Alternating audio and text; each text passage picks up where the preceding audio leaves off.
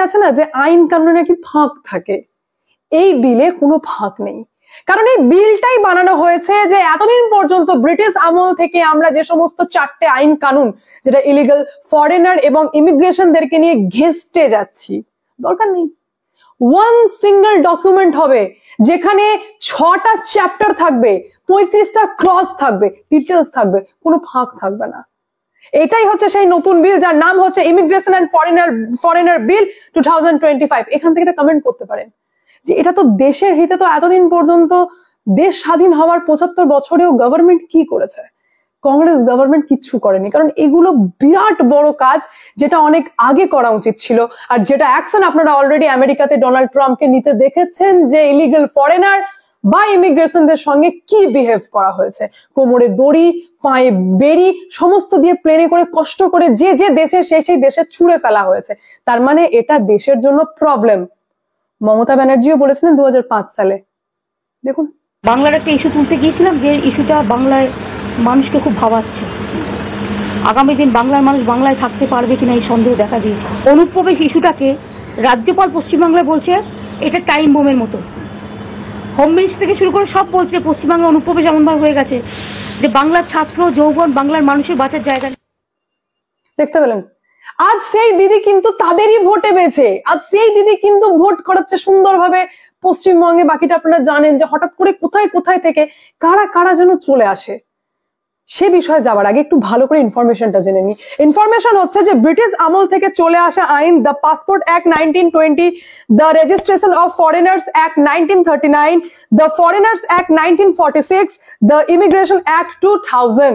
দরকার নেই এত, কি দরকার? আমরা কেন ব্রিটিশের আইন কানুনের মধ্যে চলবো? আমাদের নিজেদের মেরিট আছে, আমরা নিজেরা এগোবো। সেই কারণে একটা সিঙ্গেল ডকুমেন্ট করা হয়েছে এবং যে বিলটি সম্ভবত নেক্সট যে বাজেট সেশন আসতে চলেছে এই সামনের, মানে সেকেন্ড সেশন যেটা স্টার্ট হবে সেখানেই 10 মার্চ পেশ করতে পারেন। এইবার union ministry of home affairs এর দিক থেকে, MH এর দিক থেকে immigration and foreigner bill 2025। NRC. তো দেখুন, আপনারা হয়তো আপডেট পেয়ে গেছেন যে এনআরসির থেকেও কড়া নিয়ম কিন্তু চালু হতে চলেছে, যেটা কিন্তু আগামী 10ই মার্চ পেশ করা হবে সংসদে। তারপরে কিন্তু পরবর্তী সেটা কিভাবে কি হচ্ছে আমি আপনাদের আপডেট জানাবো। তার আগে আমি আপনাদের বলতে চাইবো যে এই যে নাগরিকত্ব দেওয়া হচ্ছে সিএ আইনের মাধ্যমে, এটা কেন বলা হচ্ছে যে বাংলাদেশিদের কিন্তু নাগরিকত্ব দেবে না? কারণ আপনারাই ভাবুন, সিএ এর আইনটা এতটাই করা রয়েছে যেখানে কিন্তু কোনোভাবেই কোনো বাংলাদেশি পারছে না সেরকম ডকুমেন্ট জোগাড় করতে, যার জন্য কিন্তু এখানে এরকম বলাই যেতে পারে যে বাংলাদেশিদের কোনো মতেই কিন্তু নাগরিকত্ব দেবে না। কারণ আপনারা একটা জিনিস চিন্তা করুন, যারা 2014 সালের 31শে ডিসেম্বরের মধ্যে ভারতে প্রবেশ করেছে, ঠিক আছে, তারা তো পাবে, কিন্তু তারপরে যারা এসেছে তারা তো পাচ্ছে না। কিন্তু 2014 সালের 31শে ডিসেম্বরের মধ্যে থাকা যারা মানুষ রয়েছে, যারা এসেছে তার মধ্যে, তারাও কিন্তু পাবে না। কেন পাবে না? কারণ তাদের কিন্তু এই বাংলাদেশ থেকে আসুক বা আফগানিস্তান থেকে আসুক বা যেখান থেকেই আসুক, সেখানকার কিন্তু একটা ডকুমেন্টস চাওয়া হয়েছে। তো এবার আপনি ওখান থেকে এসেছেন অবশ্যই 2014 সালের 31শে ডিসেম্বরের আগে, কিন্তু আপনার কাছে তো কোনো প্রমাণ নেই যে আপনি তার আগে এসেছেন। হ্যাঁ, অনেকের কাছেই প্রমাণ রয়েছে, ওই দেশের ডকুমেন্টস রয়েছে, বা এখানে যখন এসেছিলেন এখানে এসে হয়তো কোনো বাড়ি ভাড়া নিয়েছিলেন বা যাই কিছু করেছিলেন, আপনাদের কাছে কিন্তু কোনো প্রুফ রয়েছে আপনি এখানে কিন্তু 2014 সালের 31শে ডিসেম্বরের আগে প্রবেশ করেছিলেন হলো। কিন্তু আপনাদের কাছে যদি ওই আগের দেশের ডকুমেন্টস না থাকে তাহলে কিন্তু নাগরিকত্ব পাবেন না।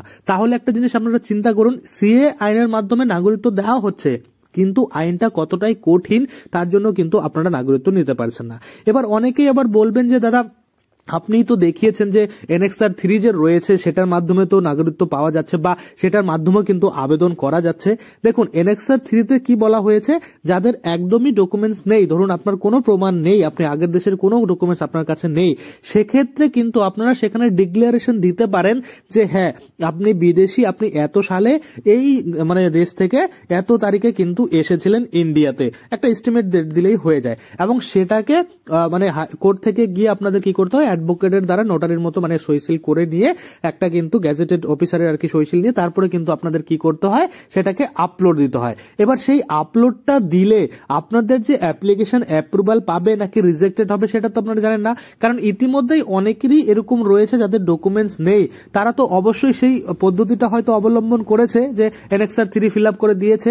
যদি এনএক্সআর 3 ফিল আপ করে নাগরিকত্ব পাওয়াই যেত তাহলে অবশ্যই যাদের কাছে ডকুমেন্টস নেই তারা রিজেক্টেড হতো না, কারণ আমরা সকলেই জানি যে নদিয়ার এক বাসিন্দা যিনি কিন্তু প্রথম এই নাগরিকত্ব পেয়েছিল তার সাথে আরো একজন কিন্তু আবেদন করেছিল যার কাছে কিন্তু পর্যাপ্ত পরিমাণে ডকুমেন্ট ছিল না, যার জন্য কিন্তু সে পায়নি। অর্থাৎ বিকাশ মন্ডল নামে এক ব্যক্তি নদিয়ার, তিনি কিন্তু প্রথম নাগরিকত্ব পায় বা প্রথম ধাপে যে নাগরিকত্ব সেটা কিন্তু দেওয়া হয়েছিল তাকে, কিন্তু পরবর্তীতে আরো অনেক মানুষ আবেদন করেছে যারা কিন্তু রিজেক্টেড হয়েছে।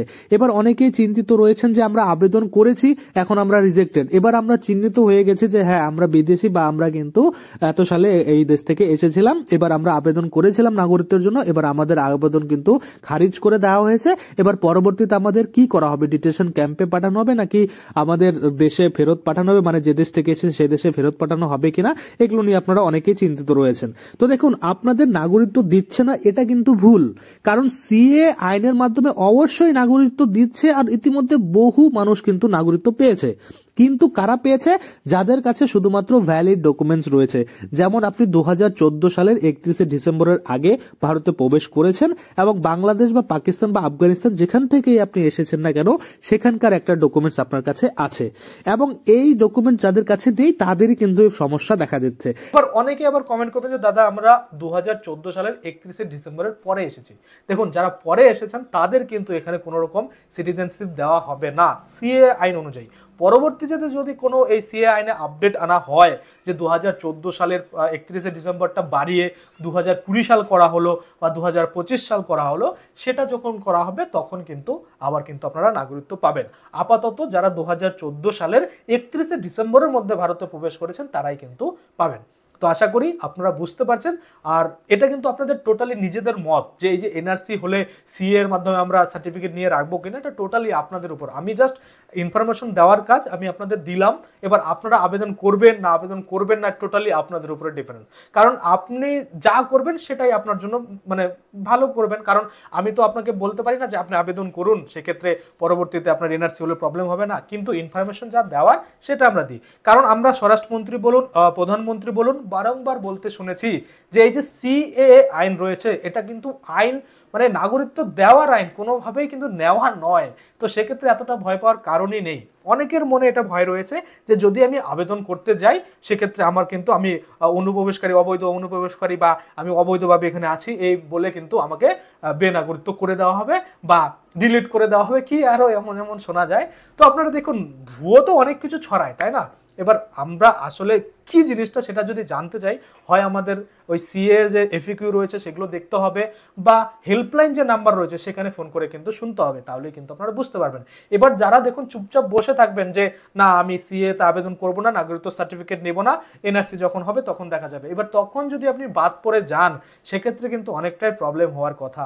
যেহেতু এখন একটা সময় দিয়েছে যে সিএ এর মাধ্যমে আপনারা নাগরিকত্ব সার্টিফিকেট নিন, সেক্ষেত্রে আপনারা নিন। অনেকে হয়তো নিয়েছেন, অনেকে যারা নিয়েছে তাদের কাছ থেকে আগে পরামর্শ নিন যে হ্যাঁ যারা অলরেডি সার্টিফিকেট পেয়েছে তাদের কি করতে হয়েছে, সত্যি কি তাদের কোনো প্রবলেম হয়েছিল কিনা, আগে যারা পেয়েছে তাদের কাছে আলোচনা করুন। যদি আপনার এই ডিস্ট্রিক্টে বাড়ি হয়, যদি 2-3 ডিস্ট্রিক্ট দূরে কেউ পেয়ে থাকে সেখানে যান, যোগাযোগ করুন। অবশ্যই একটু আপনাকে রিসার্চ করতে হবে, মানে নিজে যদি নাগরিকত্ব নিতে চান সেক্ষেত্রে একটু খাটতে তো হবে, একটু না হলে ফোন করুন, কোনোভাবে কন্ট্যাক্ট করার চেষ্টা করুন যে